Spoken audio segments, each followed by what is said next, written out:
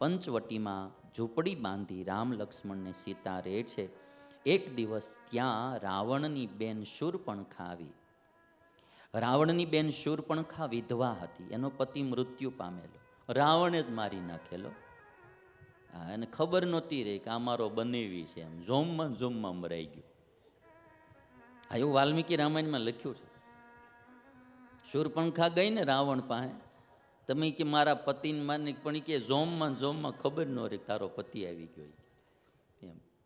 એટલે બેન વિધવા થયેલી શૂર્પણખા, અને શૂર્પણખા વિધવા આટા મારતી મારતી રામ પાસે આવીને રામને જોઈ કામ મોહિત થઈ ગઈ શૂર્પણખા.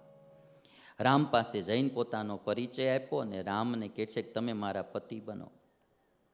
મારા જેવી કોઈ સુંદરી નારી નહીં, તમારા જેવો કોઈ સુંદર પુરુષ નહીં. સીધું જ પ્રપોઝ જ કરી દીધું, સીધું જ.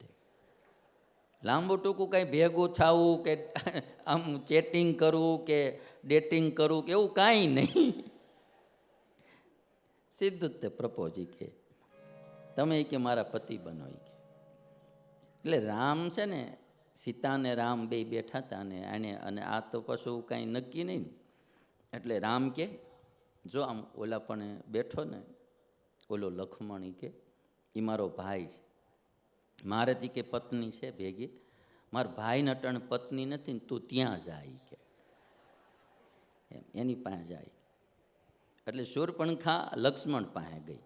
લક્ષ્મણી રૂપાળા લક્ષ્મણ પાસે ગઈ. એટલે લક્ષ્મણ કે ભાઈ જો આ રામ છે ને એ અયોધ્યાના રાજા છે કે તું એની પત્ની થઈશ ને તો રાણી બની શકે, અને હું એનો નોકર છું, એટલે મારી પત્ની થઈશ તો તું નોકરાણી થાય શીખે.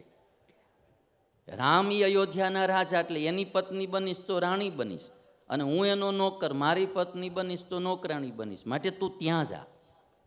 મારા ભાઈ છે ને થોડાક શરમાળ છે, પણ તું 2 વાર કહીશ ને હા પાડી દઈશ, તું ત્યાં જાય. વળી એને ખો દીધી રામ પાસે.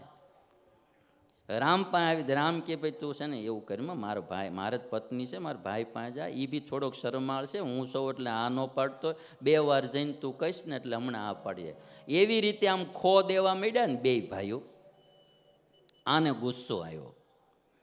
માણાની ઈચ્છા પૂરી ન થાય ને એટલે ક્રોધ આવે, ઈચ્છા ભંગ થાય ને એટલે ગુસ્સો આવે. અને એવો શૂર્પણખાને ગુસ્સો આવ્યો ને રામને કે આ તમારી પત્ની સીતા છે ને એટલે જ તમે મને કે પત્ની તરીકે સ્વીકારતા નથી, હમણાં હું એને ખાઈ જાઉં કે. મૂળ રૂપમાં આવી ગઈ. થોડાક દિવસ કોઈ બી માણા ભેગા તમે રહ્યો ને એટલે એનું મૂળ રૂપ તો પ્રગટ થાય ને થાય. ઢાંક્યું કંઈ લાંબુ ન રહે. હા, થોડાક દિવસ માણા ઢાંકી દે ને પોતાનું રૂપ હોય મોડું પણ બતાવે સારું, પણ અમુક સમય એનું મૂળ રૂપ પાછું ખુલ્લું થયા વિના રહે નહીં. એટલે શૂર્પણખાનું મૂળ રૂપમાં પોતે આવી ગઈ અને કહે છે કે હું ખાઈ જાઉં. અદ્ય મામ ભક્ષયિષ્યામિ. અદ્ય એટલે આજ જ હું આ સીતાને ખાઈ જાઉં. અદ્ય મામ ભક્ષયિષ્યામિ પશ્યતઃ તવ માનુષીમ ત્વયા સહચરિષ્યામિ નિસપત્ના યથા સુખમ. એને હું મારી નાખીશ અને પછી હું તમારી ભેગી જ રહીશ કે. આને તે બળજબરી કરી એમ શૂર્પણખાએ.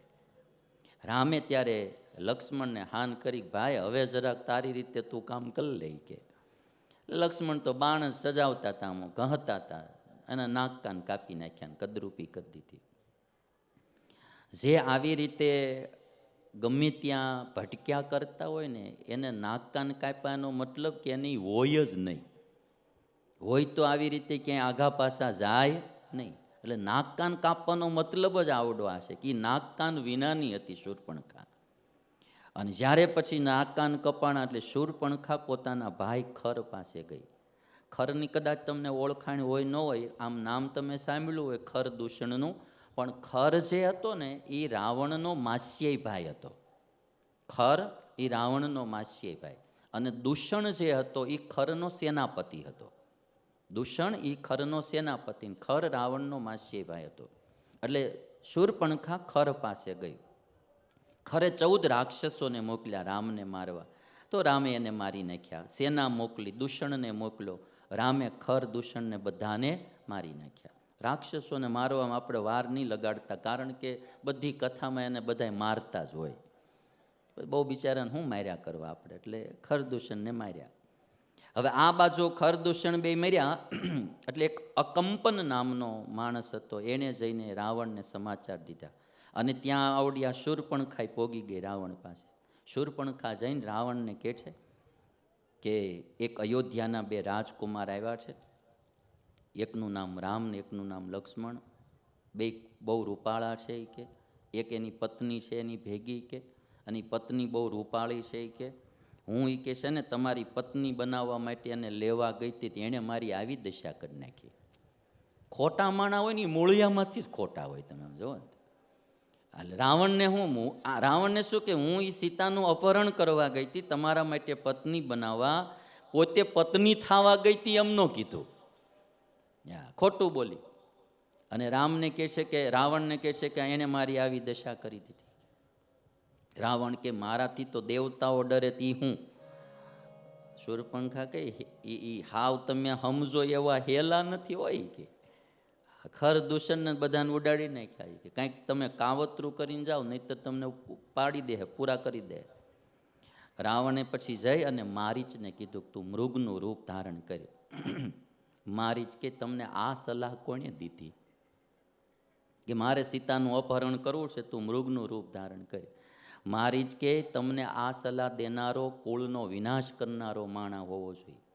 તમે હજી મારું માનો, મારામાં 1000 હાથીનું બળ હતું, ફણા વિનાનું બાણ રામે માર્યું હતું, મને આ સમુદ્રના કાંઠે 100 યોજન દૂર ફેંકી દીધો કે. અને એકવાર રામ કે વનમાં વિચરણ કરતા હતા, તમે આ કથા નહીં સાંભળી હોય કદાચ, વાલ્મીકી રામાયણમાં લખી.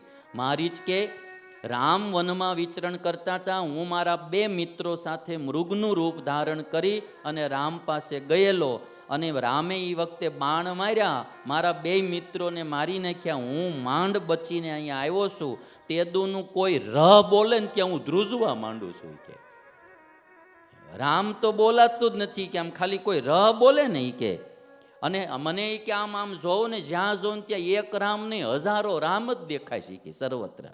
આખું જંગલ રામમય દેખાય છે. અપી રામ સહસ્રાણી ભીત પશ્યામી રાવણ. હે રાવણ, હું ડરેલો માણસ, જ્યાં જોઉં ત્યાં મને 1000 રામ દેખાય છે. અપી રામ સહસ્રાણી ભીત પશ્યામી રાવણ, રામભૂતમ ઇદમ સર્વમ અરણ્યમ પ્રતિભાતિ મેં. મને આખું અરણ્ય જંગલ રામમય દેખાય છે. અને રકારાદીની નામાની રામત્રસ્તસ્ય રાવણ, રત્નાની ચ રથાશ્ચૈવ વિત્રાસમ જનયંતી મેં. કોક રથ બોલે ને ત્યાં હું આમ ધ્રુજી જાઉં છું કે. માટે તમે આ વાત રહેવા દો.